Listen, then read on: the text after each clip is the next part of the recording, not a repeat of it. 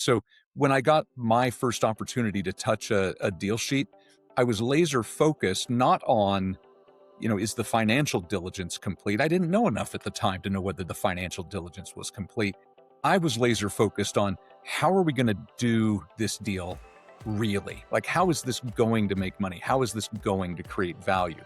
And I've just pulled that thread with me through now over 150 deals under my belt. Welcome back to the Human ROI Podcast. I'm your host, Elissa Mahendra. I created this space around a simple but often overlooked idea. People aren't separate from ROI in organizations. They're how ROI is created. I've spent more than 20 years in talent, leadership, and organizational transformation, and I'll tell you, I've seen what happens when companies invest in their people the right way and what it costs them when they don't. So on this podcast, we explore leadership, culture, and talent systems and how they either compound your value or erode it over time. You'll hear conversations with leaders, builders, thinkers, and change makers who are shaping the future of work. And we'll share some practical insights that you can apply right away. Because whether you're leading a company or you're building your own career, understanding human ROI is everything. And when you invest wisely, it pays dividends.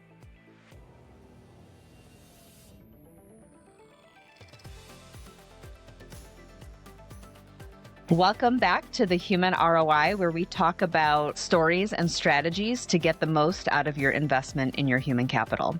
Today, we have an esteemed guest, which I personally am very excited to welcome, Klint Kendrick. Welcome, Klint. So, well, thank you for having me.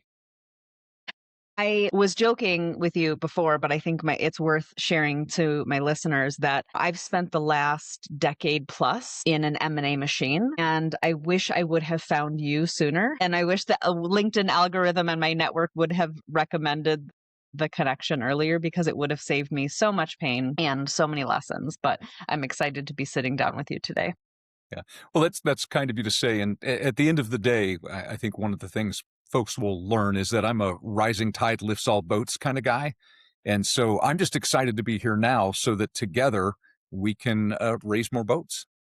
Absolutely. And as I started getting into the M&A space, culture change, PE, it's the same story. And I think what I was really excited about as it connects to the human ROI is so often that's not part of the equation. And that can make or break the deal and make or break the ROI on the deal. So I really am excited for our conversation. And I like to start all of our conversations with, what is your origin story? How did you find your way to this slice of the profession? Sure. So my first encounter with M&A happened when I was really, really early in my career. I had a 2-year-old and an infant at home, and I was working as a recruiter at the time. And the company I was with got acquired by an organization doing a roll-up. And they messed with my money to the point where I wasn't sure I was going to be able to feed my kids or pay my rent. Yeah, the pay mix completely changed. Guaranteed income suddenly became at risk. My at-risk income went down. And I ended up leaving that job because I wasn't sure that I could feed my family. And, that's why many of us work. So that particular company had done a lot of acquisitions, and they are no longer in business. At the time, they were the 4th largest software company in the world. And now they do not exist. And we can trace that back to a bunch of failed M&A, at least in part. So fast forward, the next job that I took after leaving that one, I was a recruiting manager at what at the time was the 3rd largest software company in the world. And they did an acquisition, and I found out that I was going to be bringing on team members when one of them called me. Somebody was like, "Hey, I think you might be my new boss." And I'm like, "I'm sorry, you are who?" But it turns out that we had done an acquisition, and it turns out that his instincts were right. I did end up becoming his manager, but didn't find out about that from the company. I had to find out about it from somebody who found me on LinkedIn and reached out, because he was the way all of us are when there's an acquisition announced. Like, what's going on with me? Yeah, well, resourceful and worried. So I took those lessons with me when I got my first real M&A job. which was doing what I now call merger repair. Some folks call it reintegration. So the company I was with at the time had done a bunch of acquisitions, and then they had done a bunch of acquisitions into those acquisitions. And they needed to transform that line of business Mm. so it could become a new revenue engine for the company. So we had to go redo a bunch of integration that was good enough at the time, but not good enough to really transform the business. Mhm. So that's before I ever touched a merger agreement, ever touched a term sheet, ever did any diligence. I had had these three experiences that were suboptimal M&A outcomes that I really carried with me. So when I got my first opportunity to touch a deal sheet, I was laser focused not on, is the financial diligence complete? I didn't know enough at the time to know whether the financial diligence was complete. I was laser focused on how are we going to do this deal really? Like, how is this going to make money? How is this going to create value? And I've just pulled that thread with me through now over 150 deals under my belt. I love that. And, it's interesting because the more I talk to folks in on this pod, the origin story is something wasn't working and I decided to fix it, right? 150 deals is quite remarkable. And you have a repeatable process. So I will shamelessly plug that we have, I've picked up both of your books and there's so many Thank you. nuggets. So you have the HR practitioner's guide to due diligence and the cultural integration in M&A. And you've done so much work in this space and I can't wait to dig into it. But you and I share the belief that talent, leadership, and culture can make or break a deal. So you shared a little bit about your origin story, but when, as you started to get into those 150 deals, when did you start to prove out that thesis? Yeah. So fortunately, it was early on. And before I go into that, I have to say I absolutely love the fact that the books are getting used. I love that there's taps in there. That does my heart good to see that they actually are adding value to people's lives. So thank you for that. Absolutely. Yeah, so very early on, I think it was my first deal without the training wheels on, right? My mentor had done a really great job at getting me prepped, but this was the first time when, Clint, this is your deal. Go lead it. We had ended up delaying the announcement by a day, which was just a mess because it didn't close on time, or it didn't get signed on time rather. And then so we have all these employees in a ballroom about to make an announcement, and then we have to send them home. So right there, that was messy. But the real mess happened after day two, right? It got managed overnight, and we brought all those employees back to that same ballroom to tell them, "Hey, your company's just been bought." And I'm in the hotel bar having my celebratory beer afternoon, right? Just to be clear, I wasn't doing it at 10 a.m. We're having our celebratory drinks, and all of a sudden somebody came up and says, "Hey, we missed somebody really important." And it turns out that during the diligence process, we had not uncovered the guy that had written all of the source code, just completely missed him. So we gave retention awards to the CEO, COO, CFO, completely missed the guy that if he didn't stick around, we were hosed. Yeah. So that was my wake up call. And when Mhm. that happened, and part of why I love these roundtables, I picked up the phone, called somebody I'm still really good friends with, and I said, "Hey, I just screwed up, right? What do you do to avoid this?" And she goes, "First off, screw ups happen." I'm like, "Okay, thank you." But secondly, she shared her process, which I actually share in the due diligence book, which is she does a huddle and she actually asks all of the functional leaders, who do we need to have to make this deal work? And so that's been a practice that I've incorporated Mhm. ever since then. And there's some systematic ways of having those conversations that are good. But for me, it was also, paying it forward, right? She helped me a lot, and now I can help other people by sharing that same message.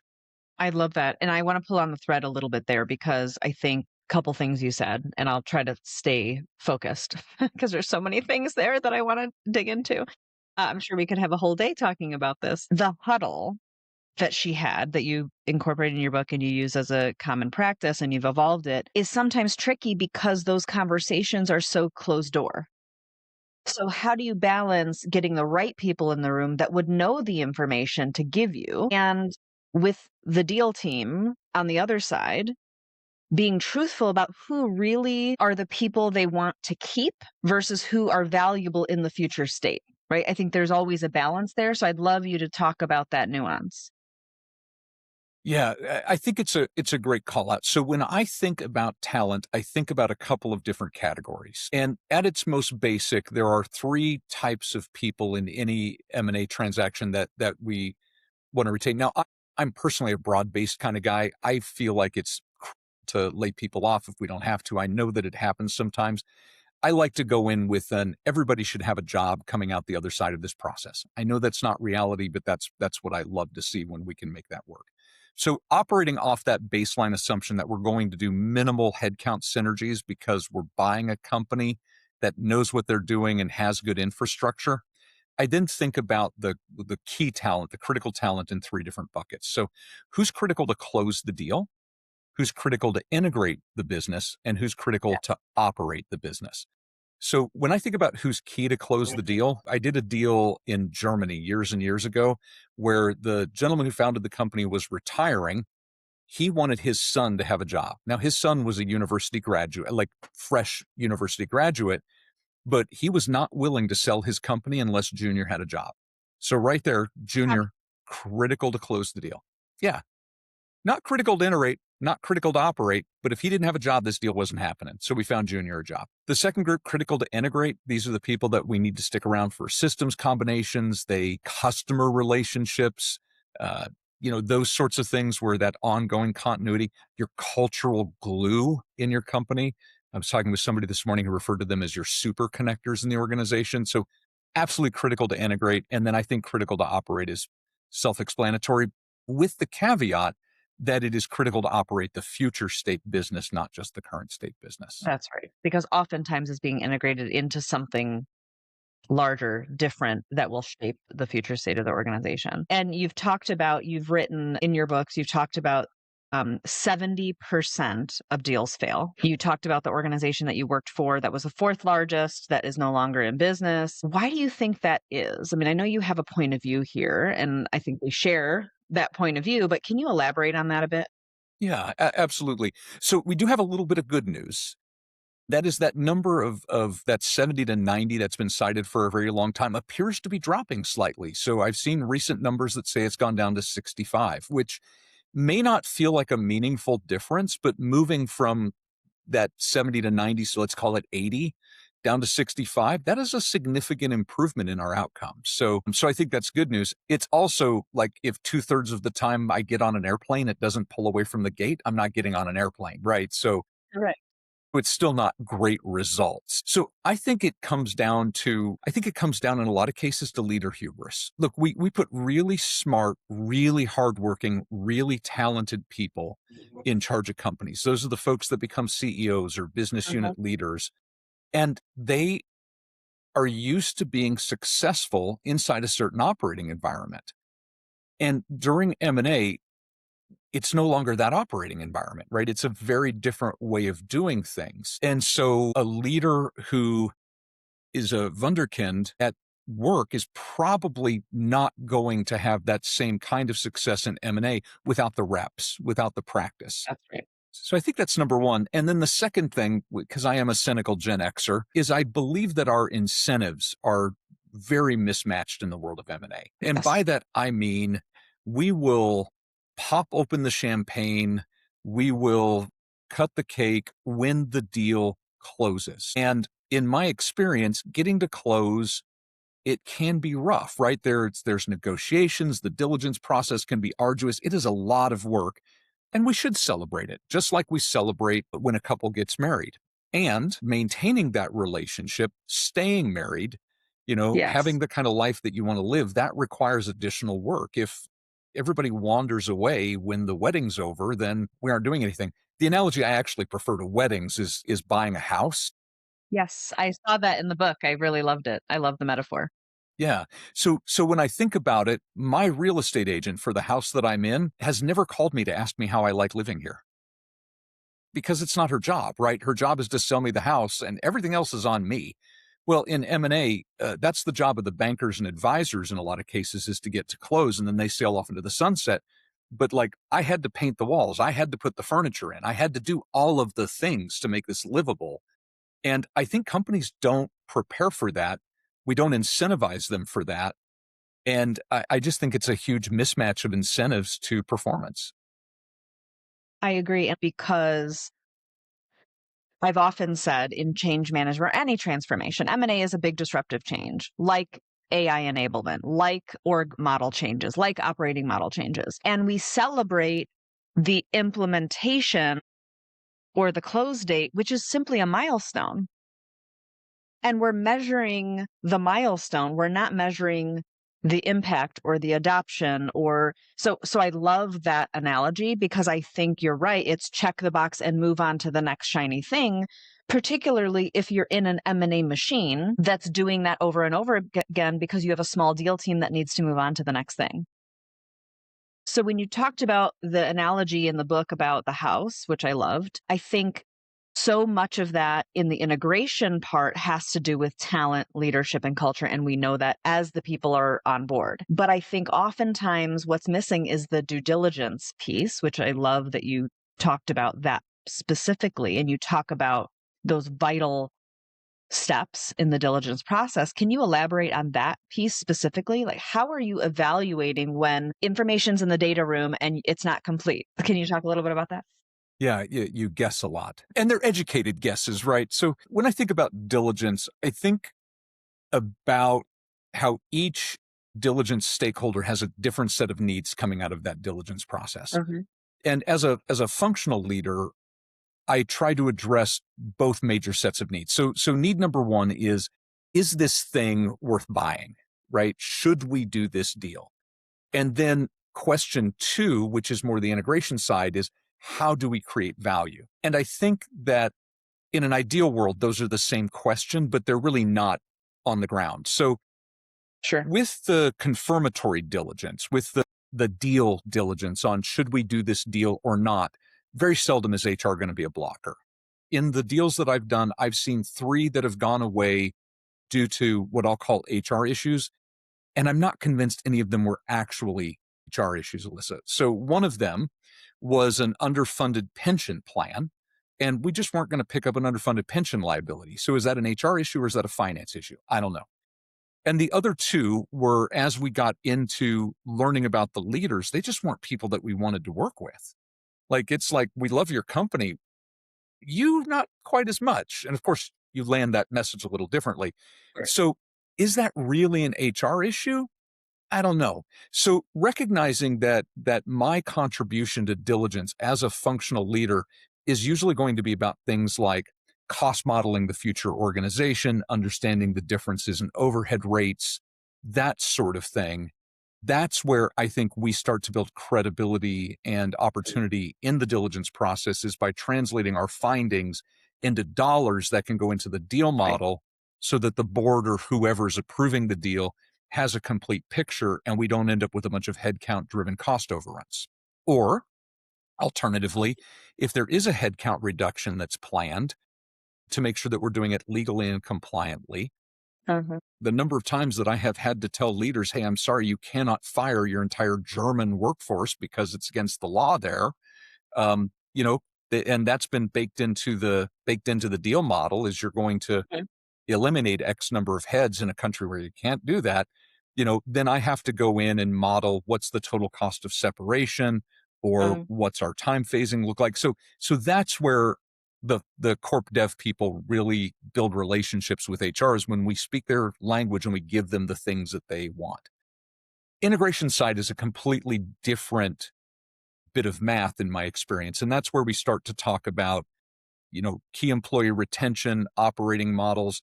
A lot of the things we think about in integration have financial implications for the deal. So it does become this iterative, recursive process. So yeah, at a nutshell, that's how I tend to think about that.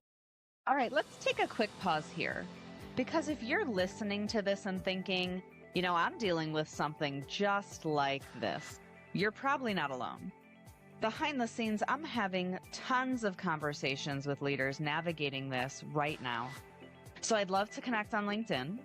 Tell me what resonated. Tell me what challenged you. Tell us what you want us to dig into next. I'm always open to conversation. All right, let's get back to it.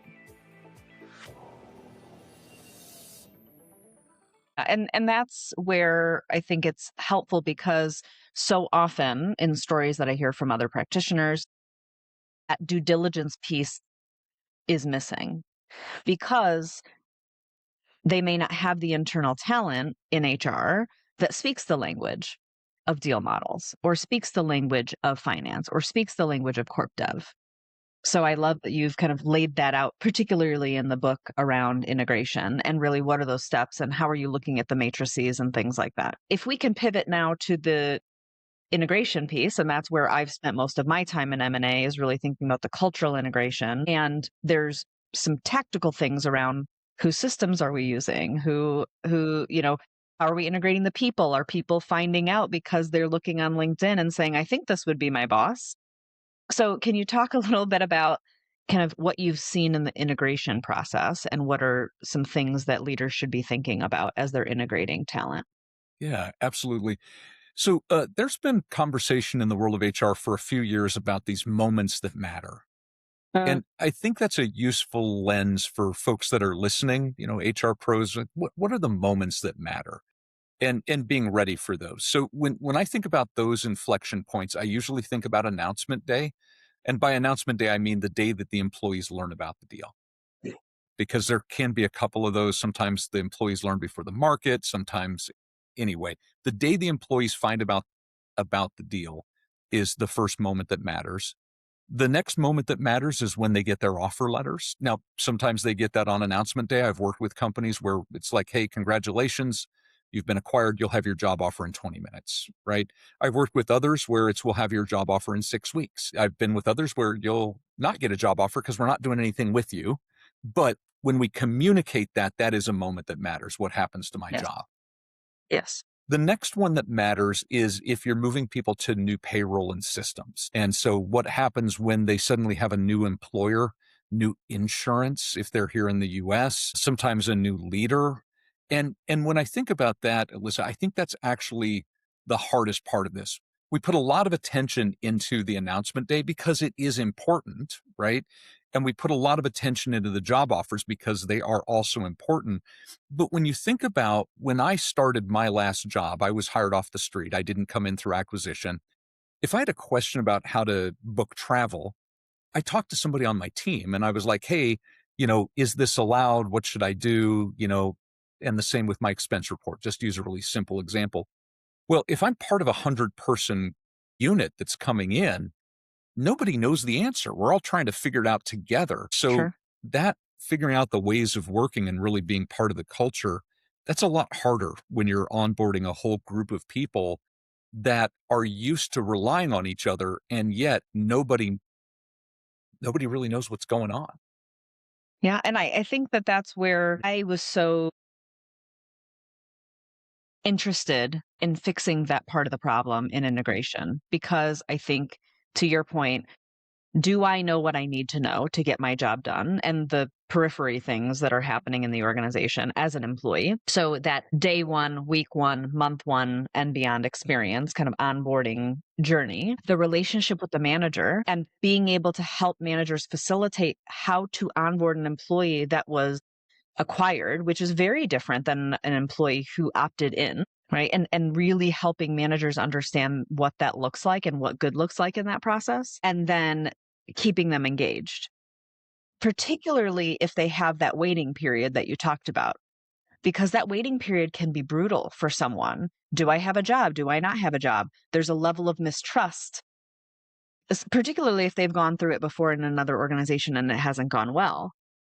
So, as you think about the ROI and for individuals going through the process, how have you seen organizations track beyond announcement day and go live or integration day? How employees are doing with the transition post integration? Right. So I'm a really big fan, Alyssa, of pulse surveys. And I believe that a good pulse survey should go out candidly once a month. Right now, different organizations have different perspectives on this. I think a good baseline is once a month, unless you've got a reason to do it differently. Mhm. And I believe that you should ask some consistent questions I'm an IO psychologist by training, and so I've got problems with ENPS from a construct perspective, and there's probably other IOs out there that are booing and other IOs out there that are cheering that I said that, but it's Yeah. useful, right? Managers understand what ENPS is, and they're used to seeing that's employee net promoter score for folks that are not familiar. And that's a 1 to 10 rating. And you give that to everybody and you can track that over time. So that's a really nice indicator. And then I really believe that while those surveys should be confidential, if you work with a third party, they should be able to drill down into your different demography. So if you've got a ENPS that goes down in one department, you should be able to track that as well. So that's a good one. And then I think that it's a really valuable source of additional information. I've been changing how I look at surveys with the rise of AI. So in my book, I have a pulse survey set of 10 questions. I would Mhm. probably write that section differently today. It may be a future blog post once I get a few minutes to pop out of the water here, but today I would add a couple of open text questions that are things like, hey, what do we need to be focusing on with this integration, right? What are Mhm. you concerned about? What's going well? What victories should we celebrate? And AI will parse through that data so Sure. quickly right now that we can get thematic analysis and again, look by group. I tell you, the number of times that I have seen something in a pulse survey raise an issue that we would not have otherwise been aware of makes them worth their weight in gold to me. And most serial acquirers, in my experience, have a really good way of getting those pulse surveys out if they have a mature. Yeah, I wholeheartedly agree with that because in my experience, when you look at those who had been acquired and the ENPS, right, over time. And as long as you have an anonymity threshold and you're using a third party being able to drill down into department level or creating tags for those who had been acquired and being able to see how they matriculate in the organization and what their experience is, right, is so, so powerful. And working with those third parties who are doing that for multiple organizations and the stories that they've shared. And to be able to see the dips in ENPS be more shallow over time because you're maturing your process over time because of the feedback.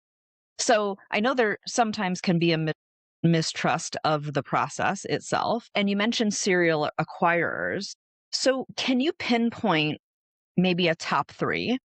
I just like threes. What separates organizations who are building higher human ROI in the M&A process to those who aren't? Yeah.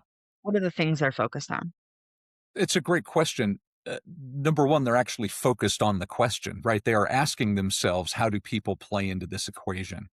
Hmm. And I spoke with another good friend of mine in this space as I was getting ready to do some work on leadership. And she said, if I had one tip to give to leaders, it would be act like you give a damn. And and Very I'm like, simple. but yeah, right, right. Well, and what I realized in that was that it's not that the leaders don't care. It's that they have a Mhm, hard time acting like they care.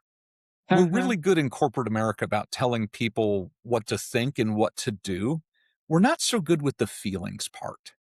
And so leaders who show that they care, who act like they care, I think is the first step. I think the second thing that firms that do this really well have in common is that they learn from the reps.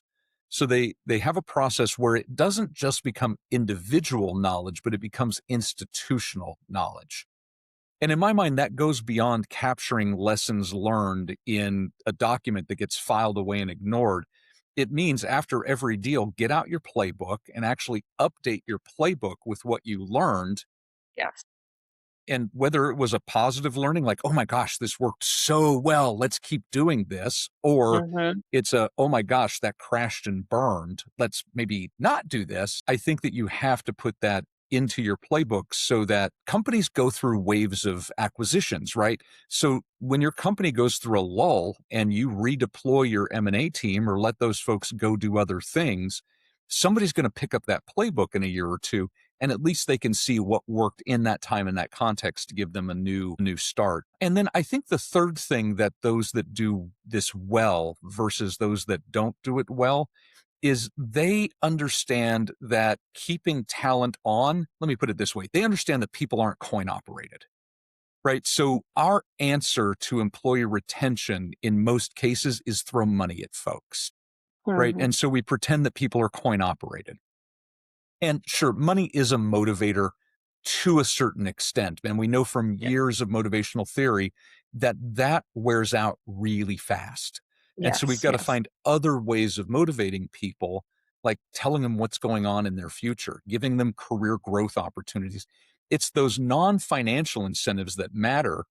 And on top of that, if you're dealing with folks that have critical skills, like I did a data science acquisition a couple of years ago, and I actually tell that story in one of my books. It was botched so badly because the leader wouldn't listen to the HR guy, and we lost half of that talent.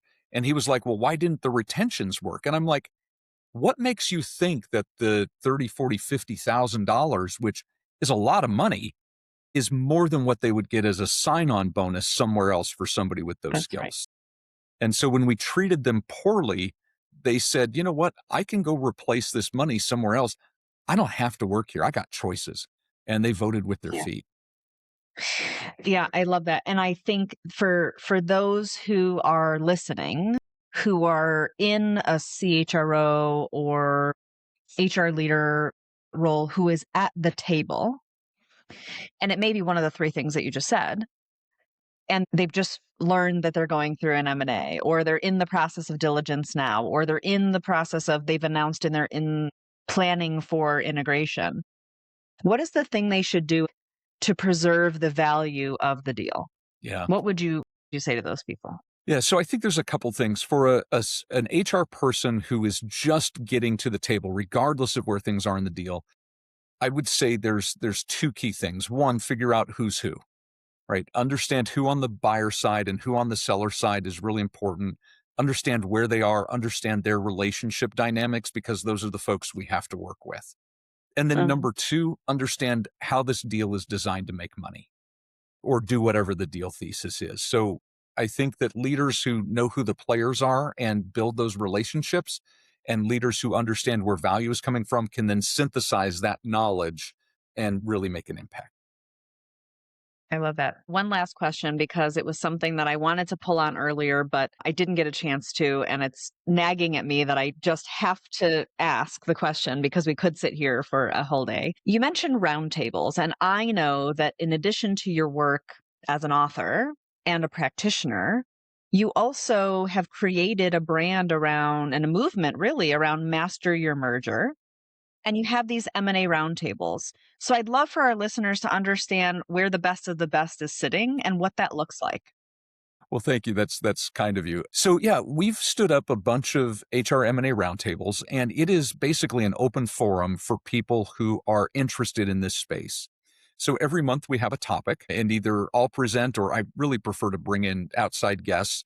And it's a mix of people who do consulting work as well as people who are principals inside their company, sharing information about a topic. And then usually we'll break out into small groups, because roundtables are not just webinars. Roundtables are opportunities to network. And one of my stated goals is that you should walk away from one of our events with a new M&A best friend. The person, like back at the very, very beginning, I said I picked up the phone and called somebody when I messed up. I want Yes. other people to have that same advantage. And if I can create the opportunity for them to do that, I want to. So, yeah, if folks just want to go to masteryourmerger.com/events, or just masteryourmerger.com, they can find those roundtables. They're free to attend. The only thing that we ask is that folks be in the M&A space, or, plan to be working on M&As soon, so that they can contribute to the conversation. That's wonderful. Well, I will be sure to include that in the show notes for those who may have missed that. And I have so many more questions, but maybe we'll have a part two later. But I really appreciate your time, Klint. I think the way that you think about it, both as a practitioner, as a scholar, and an operator, is contributing to that 70 to 90% coming down to 65%. And so let's set a goal for 50% so we can see another 15% swing, and we'll keep talking. I'm all for it. We can do that together, between the folks listening, between the folks that are doing this work. I think that's a great goal. Absolutely. Thank you so much for being a guest on the Human ROI. Thank you. Thank you so much for investing your time with us here on the Human ROI podcast. If this episode gave you a new perspective, something to take back into your work, I'd love for you to subscribe, leave a review, or share it with someone in your network. Because this show doesn't grow by the algorithm. It grows through real dialogue. And if you want to keep the conversation going, I'd love to. You can find me on LinkedIn or follow along on my newsletter, The Human ROI. So until next time, remember, your people are not a cost center. They are your greatest source for value creation.